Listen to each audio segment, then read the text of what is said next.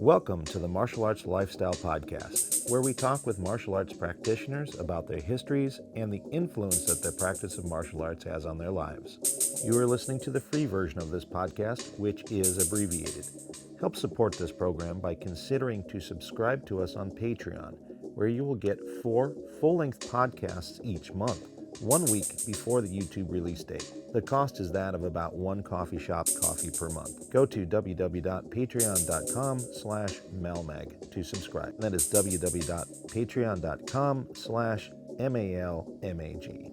If you would like to purchase single full-length episodes of the Martial Arts Lifestyle Podcast, visit our Gumroad page at malmag.gumroad.com, and that is malmag.gumroad.com.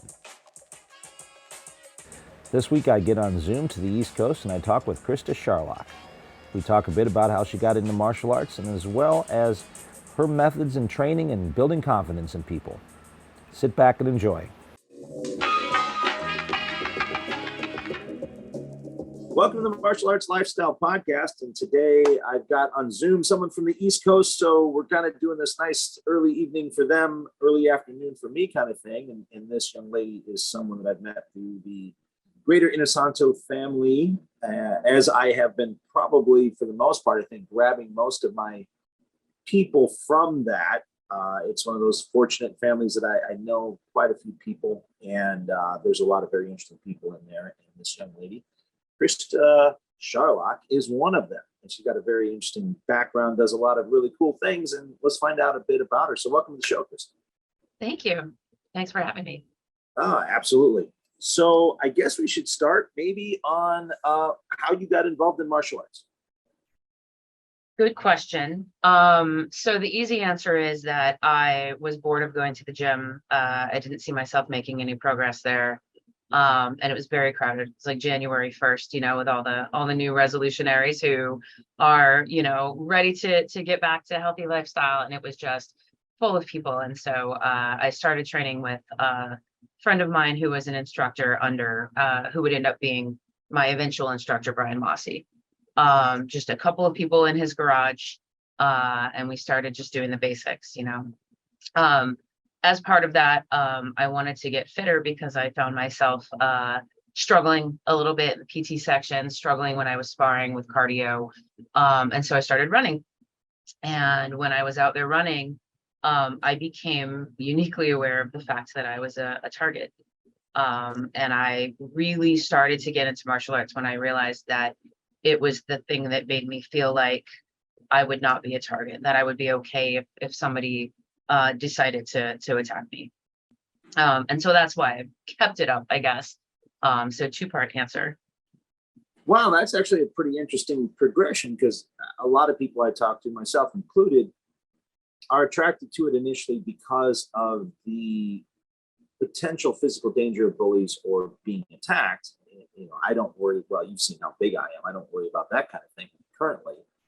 But, one time in my life, 12 years old, is a little different story. And a lot of people got into it for that reason. And then they stay with it more for the, social enjoyment, the health reasons. And then it seems like your progression was actually opposite, which is interesting. Yeah, I think that I really, like a lot of people, I went through my life kind of blissfully unaware of dangers. Right. I mean, obviously, growing up in New Mexico, being around a lot of gang activity and crime, I've always been aware of it. I've never seen myself until I was out by myself running, all alone, miles from anywhere, when I finally said, okay, you know what, this is actually, I am actually a target, and I need to continue to grow this skill set. But the two things feed off of each other, I think, right? Is like, you can't be a great martial artist without being in decent shape. And then the other thing, I don't want to be out running if I feel like I'm in danger, or if I'm always looking over my shoulder. So I think the two things feed off of each other and have helped me progress to get to where I am. That's cool. So when you were at the gym and not finding progress and not really enjoying that, was just sort of like standard kind of what we consider like workout, where you go and lift weights and get some sort of cardio machine, and, Yep. and that's, Yep. yeah, I totally understand why that gets boring. Yeah, it does. It does. And I think part of the other thing is, nobody ever really taught me how to be fit. I didn't grow up an athlete. I played soccer up until high school, but I was never an athletic person. And in fact, I was at one point in my life, when I first moved to Virginia, I was 220 pounds on a 5'5" frame. So, I spent a lot of time sitting on the couch, eating bad food and not being healthy.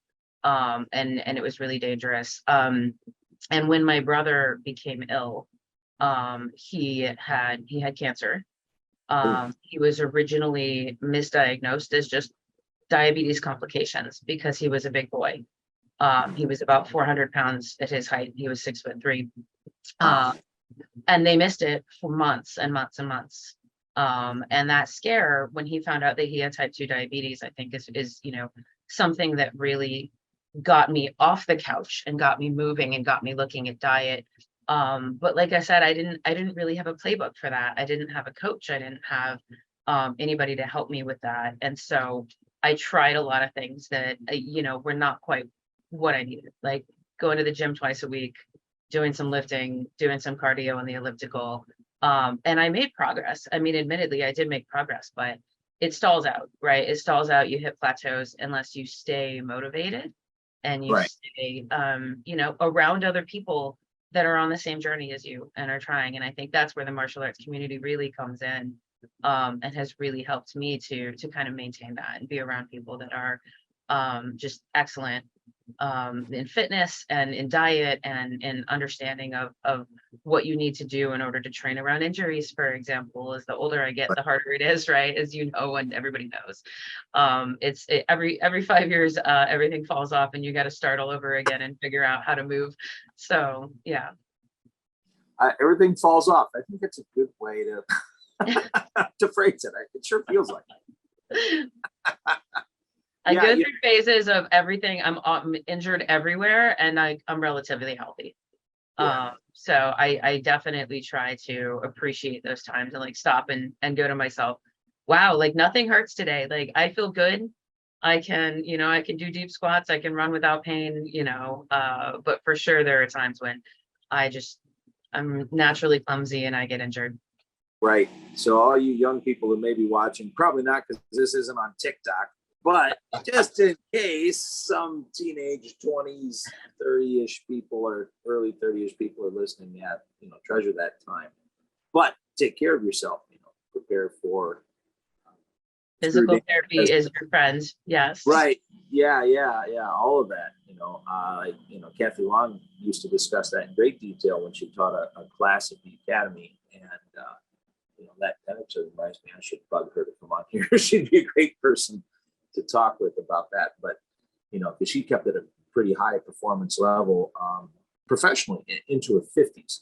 She fought MMA up to like age 52, which is not that long ago. She's not that much older than that. But I remember when she did a fight, I think it might have been the last one she did. Maybe there was one more, but she did one down in Tijuana here, actually. And just, amazing physical condition. But, she discussed the amount of pre-stuff and post-stuff and everything you got to do to sort of take care of yourself as you get older. Yeah. But, you're so right about that. We think about, let's say, it's pretty, I think, normal for at least those of us that are a little older. Maybe now, kids are a little bit more sedentary, I guess, with all the sort of electronics and stuff. But, for those of us over 30, over 40, it's pretty normal to have some sort of maybe at least a gym class, if not sort of a sports thing that you maybe got into. And then that sort of ends, once you finish high school. And it's not like they were really preparing you to be all that great at that sport past that anyway. It was, a thing you were playing, and depending on who your coach was, the type of training you were getting with it. But then once high school ends and the real world comes crashing in, you do your college and then you go into the professional world, there's really nothing other than, say, things you have to search out. And I'm with you on the gym thing, because you go and there's another 50 people in there, but you all have your headsets on. So it's, you're in your own world. And yeah, you could probably get some nutritional counseling, but it's usually they're trying to sell you all their vitamin products and stuff in there, which is, whatever. Is some stuff's good, some stuff is not. Probably most of it is not. I'm going to guess for most of the actual nutritional people I've talked to. And, and then what do you give it? What do you remember? Health class in school, the 4432 or whatever, the food groups and all that stuff. It's like, it's tough with a lot of misinformation out there. The availability right. and cheapness of just the worst food, too. So yeah, I totally get it. So what was it about martial arts then that sort of attracted you, that you said, okay, this is the thing that I'm going to now bail on this other thing for? I wouldn't say that I bailed on it. I would say I just supplemented. Because I still go to the gym, I still lift, I have to. And I still run, obviously. But the community aspect of it has always been really wonderful for me. I think the accountability aspect of it as well. I appreciate having people around me that hold me accountable for showing up, for progressing, for improving, for getting better. And like you said, you don't have that at the gym unless you're paying somebody an exorbitant amount of money to be your personal trainer. There's nobody there to say you can lift more, you can run faster, you can, jump higher or whatever. But in the martial arts world, especially if you're surrounded by really great people who are really good, whether they're deliberately telling you you need to get better, or whether you're just seeing them progress and you don't see the progression in yourself, it's completely motivating. Right. And that I feel like I never really lose that drive to make myself better. And like every time I come to one of the camps, like I love going to the camps, I love traveling, I love meeting other people that train martial arts. I'll tell you, I think I told you at the time when we were talking, like, last March, but I always feel like I don't belong there. I always feel like, why am I here with all of these professionals who are so good, who are just incredible and amazing? And like, I know that other people have that feeling as well, right? I'm fond of saying the only people who don't have imposter syndrome are the imposters. That's good. I'm going to keep that. Let's make this so true. It's so true. But, I kind of go back and forth between feeling like, what am I doing here? Especially if I've like tried to demo and like messed up or done something a little bit wrong or something. And Guru notices and goes, makes that face like, yeah, you could do it that way. But and then usually by the end of camp, whether it's gone great for me or whether it's gone okay for me, usually it picks up and I learn more and I get better, and I even in that space of 4 days, I make so much progress. I go away from it feeling so motivated by seeing all of the people around me and what they can do, especially the people that are older, right? Yeah. And I know that they've been doing it for a lot longer. I didn't start until I was 31. And so I know that some people have been doing it a lot longer and they just naturally do these things, right? It's not a struggle for them to learn something new, but watching people be able to adapt to what their body can do at 50 or 60 or 70 is just incredible. And it's so motivating to me to just keep going. Well, I'll tell you a little secret, and I hope no one gets mad at me about that, but most of us actually there's nothing about that. Yeah, we can learn new things easily. That actually does not happen. I'm around the group, a lot of the people that you may be thinking of, and no, they struggle too. We all do. The only group of people I've ever seen pick up things like sponges are the kids. Yeah. And it's because they have no prejudices on there and they actually listen quite well. Where adults, we've got, I don't know, whatever playing in our head and what have you. And it's just, for me, it's always a fascinating thing. And I talk about this all the time, but not putting a judgment on it, but just to kind of watch the idea of here's what the instructor asked for. Here's what the person did. And then they don't match. And you go, okay, is this because there wasn't an understanding, or there's a misunderstanding, or they just listen. And I've got a couple of people I want to talk to. One guy that actually trains at the academy. His kids have been in kids class for a long time. And he's an educator, he's a junior high school teacher. But his whole PhD thesis that he did here recently is kind of on adult learning and how adults learn and stuff like that. I'm like, Eric, I have to drag you into the show, and he's up for it. We're going to get him in like a couple of weeks here, or a week or so. But I think he's off to. That's right. They went off to Chicago or something. But anyway, as soon as he gets back, I'm like, before school starts and you get busy, man, I need to sit down and talk to you about this because it'll be super fascinating. So, I mean, you're suffering anything that anyone else, at least in the adult world, is not. It is really great to get instruction on that. Like I've taken a couple of different like instructor classes on how to teach from a couple of different people who are adult educators. One of them is Mark Kukro, who is one of Professor Sauer's black belts, and he teaches for the affiliation, the Pedro Sauer Jiu-Jitsu Association. He teaches their instructor class, and it's phenomenal. And he does talk about the different ways that people learn and how they absorb information: auditory learner versus visual learner versus tactile. And then another one at the Living Muay Thai Summit. They did instruction. Justin Avalon did pretty decent instruction as well on how people learn and repeating good information. And every time I take one of those classes, I've never felt like that time was wasted.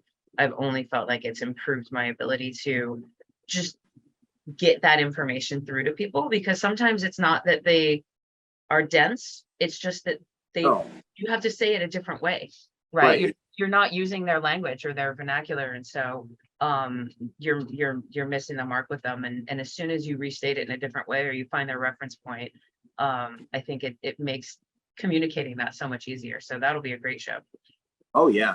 And now that you mention those two names, I'm going to go write those down at the recording, see if I can track these guys down, see if they'd be interested in being on the show at some point. But yeah, I mean, especially with adults, I look at a place like the academy is so diverse, which is why I'm grabbing all these awesome people for this show with these awesome backgrounds. Is you do find, they're not dense. No one's dense, because you get a chance to get to know them, and you go, okay, here's this person's area of speciality, and you look at what they're doing, you're like, oh my God, they're like a genius at this thing. So yeah, it's got nothing to do with, oh my God, it's really how we can manage this very complex machine we call our brain and body, to focus on something at a time and absorb information. Communication, I mean, which was my specialty in school, is a complex thing, and it's something unfortunately people poo-poo, and I'm like, well, that's why we're having so many problems, folks. It's you're not really paying attention to this, but it is what it is, and hopefully, through the endeavors we do and the people we meet, we can kind of work it out, make it a better thing. Yeah, it's interesting that you say mind and body too, because that's the other thing that I think about whenever someone can't do a move, or when they're not, you show them a combination, you show them an intention, and they can't pull it off. And it's not, like they understand it and they'll say it back to you, and then they'll do it differently. And you realize that really, like, some people are just not gifted. Like myself, I'm not naturally coordinated. I'm naturally very clumsy. And so I just have to train the thing over and over and over and over and over again until it doesn't feel awkward anymore, and I think some people do have to do that for sure. Yeah, I'm the same way. And what's really funny is even Guru Dan will tell you he's like that. He's a slow learner, and you go, what? You got to be kidding me. I mean, for him, fortunately, he's got a lot of reference, so if something is similar, I think it's easier. But I've been with him enough to watch his process of learning new things, and he really does go right down to essential basics. Step one, okay, what's halfway through step one? All right, let me progress to step one. Now what's step two? And he really does do that with this amazing amount of patience. So it's like, okay, yeah, I get it. That's It's cool. a formula that works for him, and we can learn from it and adapt it for us and others. Yeah, Agreed. absolutely. Yeah. So what was the first martial art that you saw that you went, oh yeah, okay, that's the one I'm Um, no, I think it was Kali. I mean, and the reason that I stuck to it was that exact reason, is because we would drill it over and over and over and over. I mean, we spent hours in the backyard just learning Heaven Six and trying to remember how to do it and when to move your feet and when it's a backhand versus a forehand. And we just drilled it and drilled it and drilled it until it was just naturally instilled. And you almost can't do it wrong. right. So I don't have to remember it then. And then once I have it and I know it, that's when I can go back and polish it and look at it and say, oh, you know what? I'm actually on my backhand. I'm turning my hand wrong, right? Where it should be more structure or something to that effect, it's definitely been, I think, the art that I love the most, and just going back to it again and again, because like I said, like that training technique and being able to drill it over and over again and then pick up the pace and get better at it, etc. It never gets old for me. And I think it's the easiest way to to train those, especially the memorization. And in fact, I kind of apply that technique to almost everything else that I do. Like if I'm working on something in Muay Thai and I notice that I'm doing something wrong or incorrect, or the latest thing is how can I improve my stance so that I don't hurt my knees when I retract my kick, because sometimes my knee hyperextends. And so I get on the bag and I put 3 minutes on the clock and I drill that one thing over and over and over again until it sticks. I definitely use that same training method with everything in order to make it like just more natural, right? Until my body feels more comfortable with it. Wow. Now, do you think, because a lot of people I talk to, like yourself, from our sort of greater Inosanto family, obviously, we look at a lot of things and we practice a lot of things.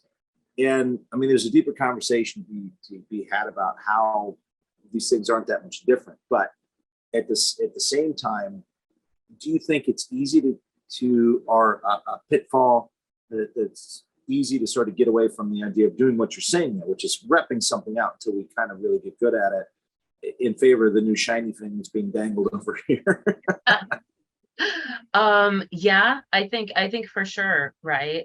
Because we've all done Heaven Six 1,000 times, 10,000 times, however many times we've done it, right? For me, I think as a teacher, it's more difficult for me to keep other people. Like I know the value in that drilling, and I know it because I know that I wouldn't be able to do Kali if I didn't drill it all the time. And everything is a perishable skill, right? If I don't.